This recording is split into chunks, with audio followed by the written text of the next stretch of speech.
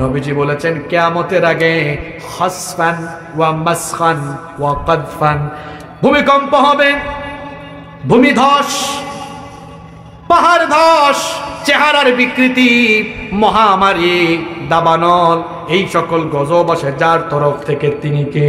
আল্লাহ। এই গজবগুলো এমনি এমনি আসে না, এই গজবগুলো হলো আমাদের পাপের কামাই। আল্লাহ বলেছেন যাহারাল ফাসাদু ফিল বাররি ওয়াল বাহরি বিমা কাসাবাত আইদিন নাস। আল্লাহ বলেছেন মাটিতে এবং পানিতে যত বিপর্যয়, বালা, মুসিবত, গজব আসে এগুলো মানুষের পাপের কামাই। কিয়ামতের আগে যে ভূমিকম্প হবে, ঘন ঘন ভূমিকম্প আসবে। যে কিছুদিন আগেই তো তুরস্কে ভূমিকম্প হয়ে গেল, এমন ভয়াবহ ভূমিকম্প, তুরস্ক আর সিরিয়াতে হাজার হাজার ভবন মুহূর্তের মধ্যেই ধসে গিয়েছে, ঠিক কিনা? এই ভূমিকম্প হয় দুইটা কারণে। কয়টা কারণে হয়? একটু জুড়ে বলেন। এক নাম্বার প্রাকৃতিক কারণ, দুই নাম্বার কৃত্রিম কারণ।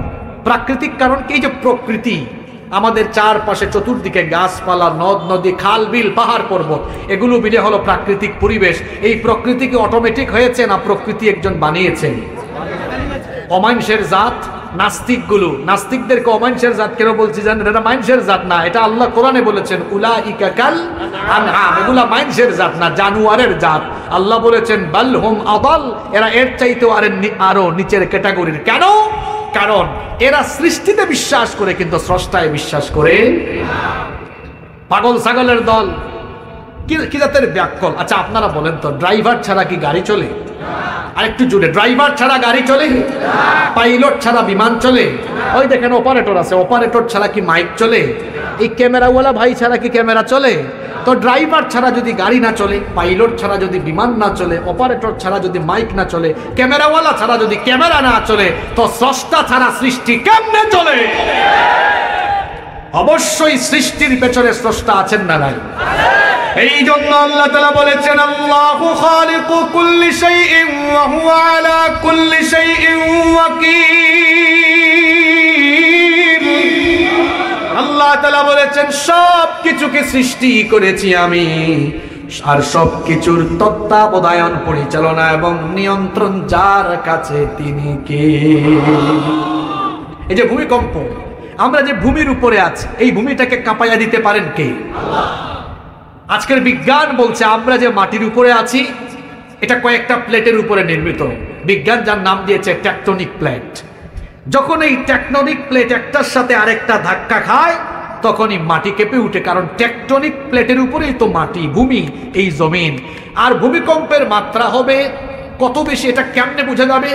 এই প্লেটগুলোর ধাক্কা, একটার সাথে আরেকটার হিট, ধাক্কা লাগবে যত জোরে, যত বেশি ভূমিকম্পের ভয়াবহতা হবে তত বেশি। ভূমিকম্পের প্রাকৃতিক কারণের ভেতরে এই টেকটনিক প্লেটের ধাক্কাটাও একটা কারণ। আবার আরো কিছু কারণ আছে, যেমন এই ভূমির নিচে ভূগর্ভে শিলা আছে, শিলাচ্যুতির ফলেও ভূমিকম্প ঘটে। আবার ভূগর্ভে আগ্নেয়গিরি আছে, আগ্নেয়গিরি থেকে অগ্নুৎপাতের ফলেও ভূমিকম্প হতে পারে। আবার ভূমিধসের কারণেও ভূমিকম্প হতে পারে। মনে রাখতে হবে, এই যে শিলাচ্যুতি ঘটা, টেকটনিক প্লেটের সাথে একটার সাথে আরেকটা ধাক্কা লাগা, ভূমিধস হওয়া, এগুলো নিজে নিজে হয় না, এগুলোর পরিচালক কে?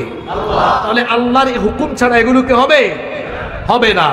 এই জন্য এই প্রকৃতিকে নিয়ন্ত্রণ করা, প্রাকৃতিক ভারসাম্য ঠিক রাখা, কিংবা প্রকৃতিকে বিপর্যস্ত করে মানুষের উপর গজব দেওয়া একমাত্র ইখতিয়ার যার, গলার আওয়াজ বড় করে বলেন তিনি কে? দুই নাম্বার কারণ কৃত্রিম কারণ। যে কোনো গজব এমনি আসে না, আল্লাহ বলেছেন এগুলো মানুষের পাপের কামাই। এই যে কিয়ামতের একটা আলামত হলো, দেখছেন গত 2 বছর কি জাতের মহামারী। ওই 2 বছর তো আমি আপনাদের মাহফিলে আসলাম, কি অবস্থা পৃথিবীর ধনী ধনী দেশগুলো। আমার অনেক আত্মীয় স্বজন লন্ডনে থাকেন, মানুষ লাশ নিয়ে অপেক্ষা করতে হয়েছে, সিরিয়াল নাই, সিরিয়ালই পাচ্ছে না দাফন। এরকম একটা ভয়াবহ পরিবেশ ছিল কি ছিল না? ছিল কি ছিল না? এগুলো কেন হয়? মহামারী বলেন, ভূমিকম্প বলেন, নবীজি বলেছেন কিয়ামতের আগে ঘন ঘন মহামারী, ভূমিকম্প। আল্লাহর নবী বলেছেন এমন ভয়াবহ ভূমিকম্প হবে, তোমরা রাতের বেলা দেখবা একটা সুন্দর চাকচিক্যময় শহর, সকালবেলা দেখবা কিচ্ছু নাই, সব মাটির তলায় নেমে গেছে। তুরস্কের হাজার হাজার ভবন, তাদের অনেক স্থাপনা, উসমানীয় খেলাফতের অনেক স্থাপনা সব শেষ। একটা ঘটনা ফেসবুকে খুব ভাইরাল হয়েছে, আপনারা দেখছেন। বাড়ির মালিক বাড়ি ভাড়া বাড়িয়ে ফেলেছে, এক ভাড়াটিয়া থাকতে পারে নাই, বাড়ি ছেড়ে দিয়েছে। সকালবেলা ওই দিন রাতে ভূমিকম্পে ওই বাড়িটাও ধসে গিয়েছে। সকালবেলা অবস্থা কি হয়েছে, বাড়ির মালিক আর ওই আগের ভাড়াটিয়া দুজনের জায়গা একই তাঁবুতে হয়েছে। কি শিক্ষা দেখেন! আমরা অনেকে পয়সার গরমে, টাকার গরমে, ক্ষমতার গরমে কত কিছুই না করি, অথচ মুহূর্তের মধ্যেই আমাদেরকে ধ্বংস করে দিতে পারেন কে? পৃথিবীটা রিস্কি জোন, এখানে নিরাপদ কোনো জায়গায় নাই। গাড়িতে আছেন, অ্যাক্সিডেন্ট করে মরে যেতে পারেন, এখানে আমরা আছি, এখানে ওই যে কোন বিপদ ঘটে সবাই মরে যায় কেউ জানি না। রাতের বেলা ঘুমাইছেন, ওখানেই ভূমিকম্প ঘূর্ণিঝড় দিয়া মেরে ফেলতে পারেন কে? এই যে চিত্রাঙ্গের দিনে কুমিল্লার লালমাই আমার মাহফিল ছিল, নাঙ্গলকুটে এক প্রবাসী বিদেশ থেকে আইসা বাড়িতে ফেসবুকে ঘটনা এটা খুব ভাইরাল হয়েছে, পরিবার সুদ্ধা শেষ হয়ে গেছে না? এই যে ভূমির উপরে বাস করে, ভূমিকম্পের নামে সূরাও আছে, সূরা জিলজাল। আল্লাহ কেন ভূমিকম্পের নামে সূরা দিয়েছেন জানেন? যাতে করে আল্লাহর এই জমিনের উপরে আমরা আল্লাহর গোলাম হয়ে বেশি দম্ভ অহংকার আর মানুষের উপরে যেন জুলুম না করি। কারণ আমরা বেশি বাড়াবাড়ি করলে ওই মাটির উপরে আমাদেরকে বাঁচিয়ে রেখেছেন যিনি, মাটি সুদ্ধা ধসাইয়া দিয়ে আমাদেরকে মেরে ফেলতে পারেন তিনি। কিয়ামতের একটা আলামত ঘন ঘন ভূমিকম্প। কেন হবে এটা আমার মতো ছোট হুজুর বলা লাগবে না, ১৫০০ বছর আগে বলে গিয়েছেন বড় হুজুর মুহাম্মদুর রাসূলুল্লাহ সাল্লাল্লাহু। কেন কিয়ামতের আগে বড় বড় গজব আসবে, ভূমিকম্প, মহামারী আসবে? খুব খেয়াল করে হাদিসটা শুনুন। নবীজি বলেছেন, ইদা কানাল মাগনামু দুআলা, যখন রাষ্ট্রের সম্পদ মানুষ নিজের সম্পদ মনে করে ভোগ করা আরম্ভ করবে, তখনই কিয়ামত আসবে। তখনই কিয়ামতের আগে ভূমিকম্প এবং অন্যান্য গজব আসবে। তাকিয়ে দেখেন বিশ্বের বিভিন্ন জায়গায় এখন দেখবেন রাষ্ট্রীয় কোনো দায়িত্ব বসে, দায়িত্বশীল চেয়ারে এমন বহু মানুষ আছে যারা জনগণের সম্পদ রাষ্ট্রের সম্পদ মনে করে নিজের পেটে ঢুকায়, রাষ্ট্রের সম্পদ, জনগণের সম্পদ লুটপাট করে দেশের টাকা বিদেশে পাচার করে, রাষ্ট্রের সম্পদ লুটপাট করে ধন সম্পদ কামিয়ে বিদেশের মধ্যে বেগম পাড়া বানায় আছে না নাই? এগুলো হলো গজব আসার আলামত, এগুলো হলো কিয়ামতের আলামত। নবীজি বলেছেন, ওয়াল আমানাতু মাগরামা, চতুর্দিকে যখন আমানতের খেয়ানত শুরু হয়ে যাবে তখন গজব আসবে কার তরফ থেকে? এরপরে নবীজি বলেছেন, ওয়া তুআল্লিমা লিগাইরিদ্দিন, যখন মুসলমানরা শিক্ষা ব্যবস্থা থেকে ইসলামকে, দ্বীনি শিক্ষাকে ডিলেট করে দিবে তখনই গজব আসবে, কিয়ামত কাছে চলে আসবে। এটা কোনো রাজনৈতিক ইস্যু নয়, এটা হলো ইমানি ইস্যু।